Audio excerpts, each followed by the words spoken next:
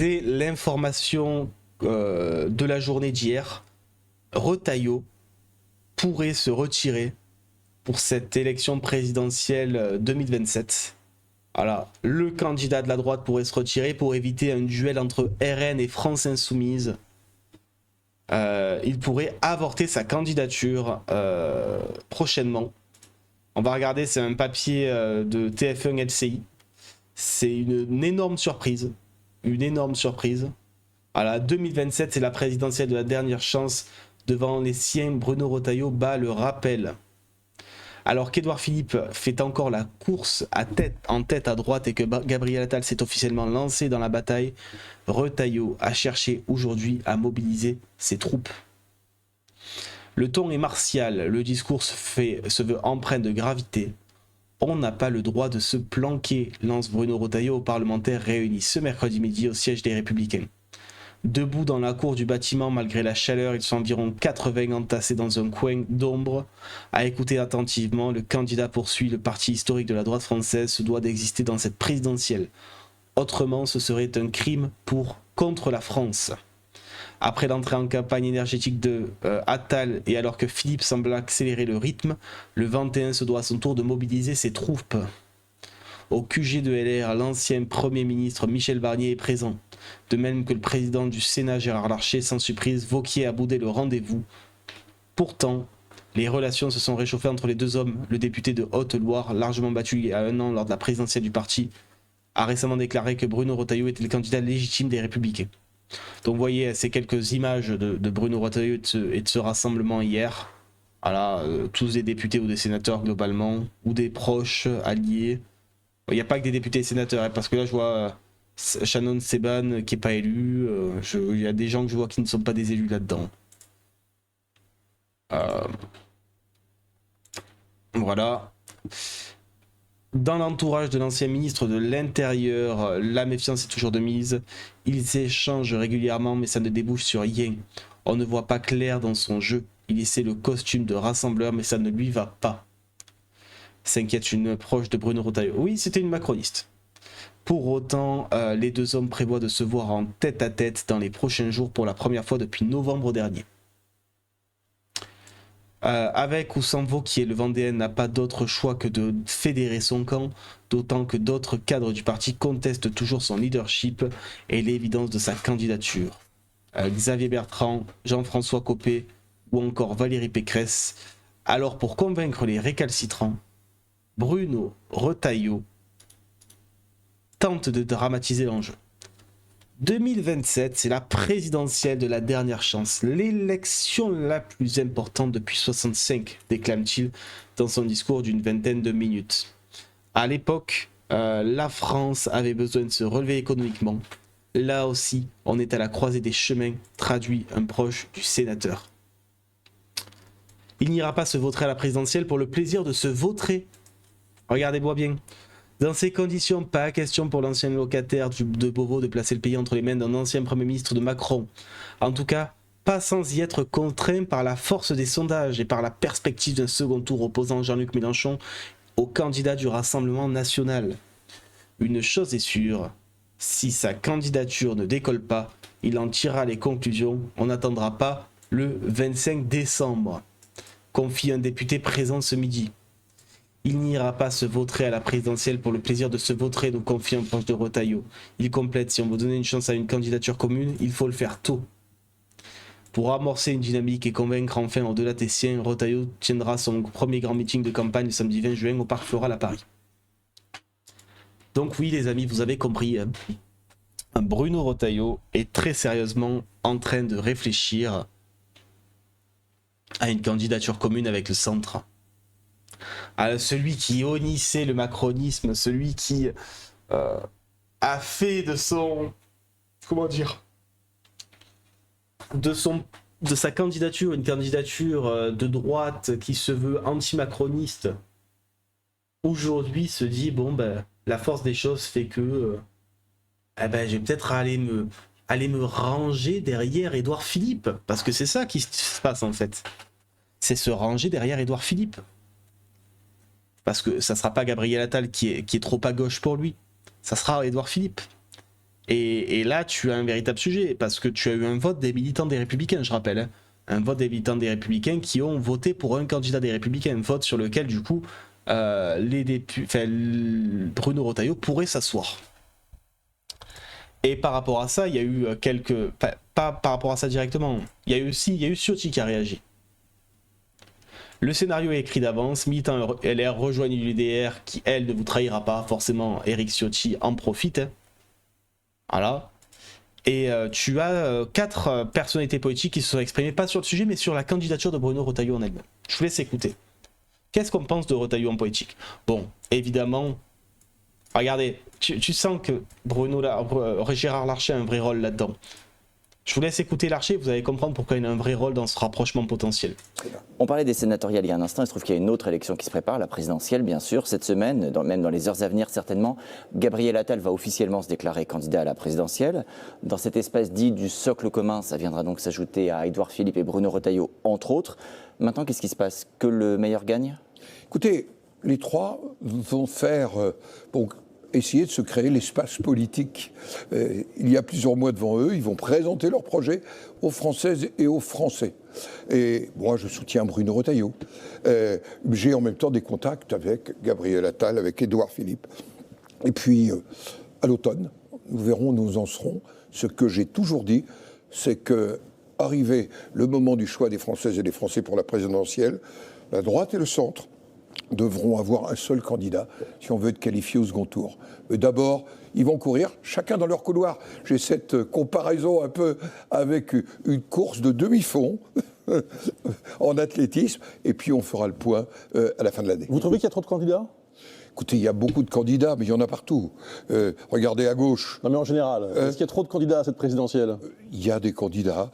Le trop, il y aura la régulation du nombre de signatures. Ah bah oui, forcément. On rappelle que Gérard Larcher, lui, est favorable au système de parrainage, etc. Mais bon, vous avez compris. Gérard Larcher, ça fait des mois déjà qu'il met ça en place. Ça fait des mois déjà que Gérard Larcher réalise des réunions avec les proches de Philippe, les proches de Retailleau, les proches de Attal. Ça fait des mois qu'on a un Gérard Larcher qui est en train d'essayer de créer des ponts entre les candidats pour une candidature commune des trois, en fait. C'est pour ça que je voulais vous mettre Gérard Larcher dès le début. Parce que voilà, Gérard Larcher est un peu le marionnettiste du côté du Sénat, en tout cas pour une candidature d'union. Il essaie de jouer cette partition à fond.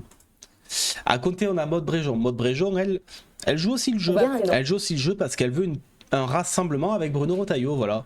Contrairement à la ligne pro-Attal qui, elle, pourrait davantage se rapprocher d'un Glucksmann, Maude Bréjon, elle fait partie plus d'une ligne de centre-droit qui dit que oui, les Républicains auraient leur place dans ces rassemblements. Et ils savent qu'ils en ont besoin de ce rassemblement s'ils veulent pouvoir se qualifier au second tour, surtout quand on voit les résultats des derniers sondages. Il y a un an, justement, vous disiez que Bruno Retailleau devait faire partie de l'équation de la présidentielle. Est-ce que vous pourriez le soutenir, Bruno Retailleau, s'il était le mieux placé? Bon, d'abord, de toute évidence, il fait partie de l'équation de la présidentielle, puisqu'il est candidat et qu'il est à la tête de son parti. Moi, je pense que les Républicains ont leur place aujourd'hui, et pas uniquement Bruno Retailleau, dans ce grand rassemblement du centre et de la droite. C'est le cas de Bruno Retailleau, qui porte une ligne qui est la sienne. Il y a eu un glissement, qui porte une ligne qui est la sienne, qui n'est pas exactement la mienne. Bruno Retailleau, il est issu d'une droite conservatrice. Mais il y a chez les Républicains d'abord d'autres sensibilités.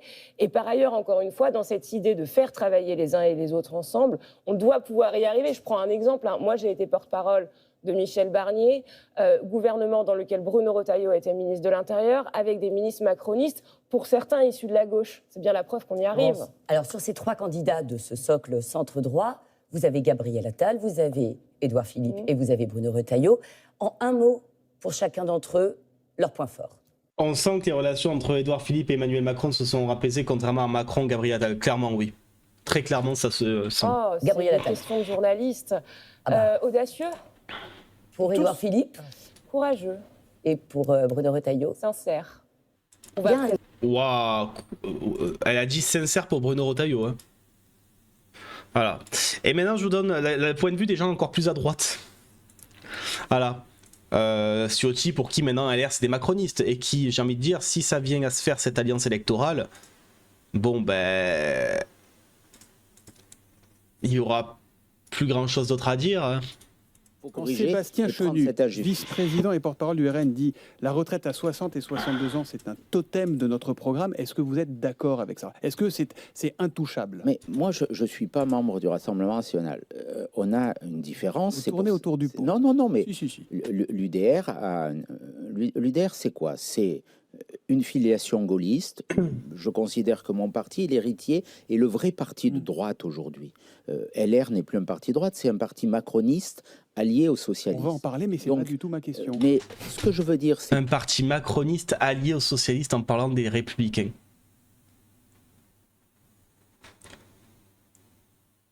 que l'UDR porte un message de liberté.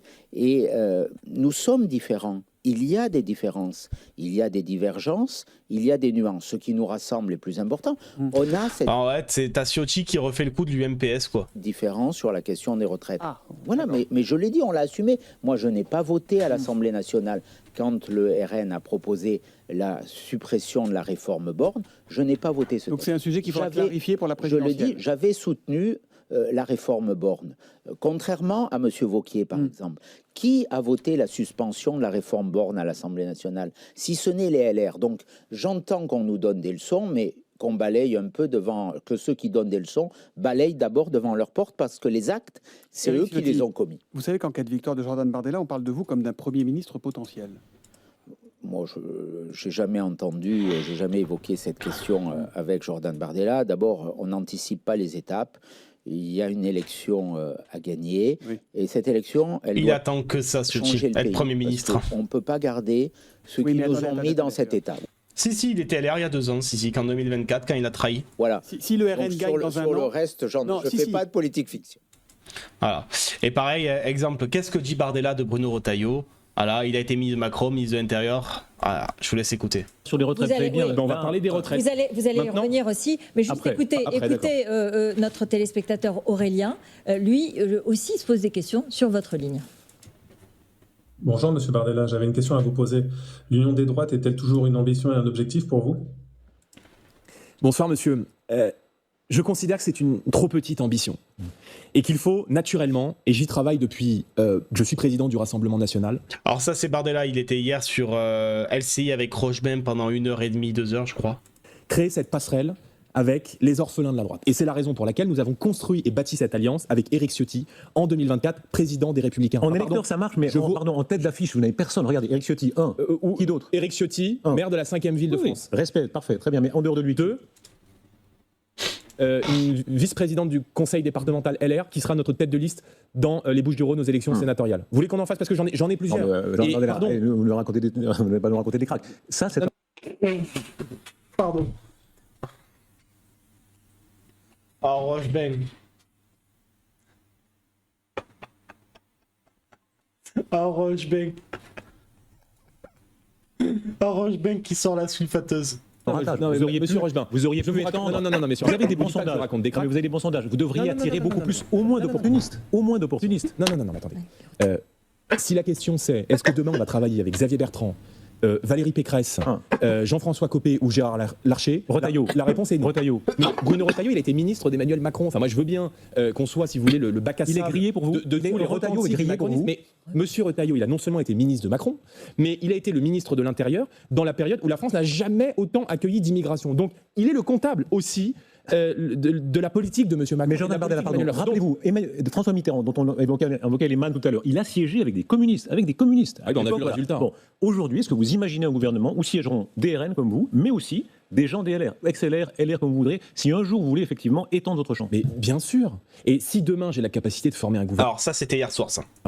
je constituerai un gouvernement d'union nationale pour parler à tous les Français. Alors naturellement, il ne s'agit pas d'aller faire l'ouverture à gauche, mais il y a beaucoup de gens au sein des Républicains, au sein de cette famille politique, qui sont tiraillés entre des cadres LR qui préfèrent gouverner avec Macron et d'autres cadres LR qui regardent avec beaucoup d'admiration et beaucoup de courage le geste qui a été fait par Éric Ciotti lors des élections législatives. Donc on m'interroge sur l'union des droites. Je viens dire que c'est une trop petite ambition et que quand vous voulez permettre à la France de vivre une nouvelle renaissance, de renouer avec cet appétit pour la fierté nationale, pour la puissance et pour la conquête, il faut parler à tous les Français. Et si demain nous sommes au pouvoir, nous respecterons aussi les Français qui n'ont pas voté pour nous, qui n'ont pas voté pour la droite et qui peuvent exprimer des désaccords avec nous, parce que c'est ça la grandeur de notre démocratie. Et on est un peu les derniers aujourd'hui à défendre cette fraternité française et ce goût pour le débat et pour la démocratie. Donc il y a beaucoup de gens, de conseillers municipaux, d'élus locaux LR qui nous rejoignent, qui travaillent avec nous. Ils ne sont pas moins méritants que les vieux pantouflards qui sont au Sénat depuis des années et qui préfèrent sagement attendre peut-être l'engagement dans la campagne d'Édouard Philippe pour rallier une nouvelle fois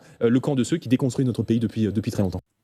Donc voilà, donc ça c'était hier soir, hein. C'était Bardella chez Rochebain hier soir. Mais bon, vous avez compris, il y a un vrai truc. Hein. Honnêtement, si Bruno Retailleau venait à ne pas être candidat, ça serait une première déjà. C'est jamais arrivé. Ça n'est jamais arrivé que la droite n'ait pas son candidat à l'élection présidentielle. Ah, depuis toujours. Hein. Je rappelle que t'avais le RPR avant, qui était jusqu'à 76. Avant le RPR, c'était qui avant le RPR, c'était l'UDR.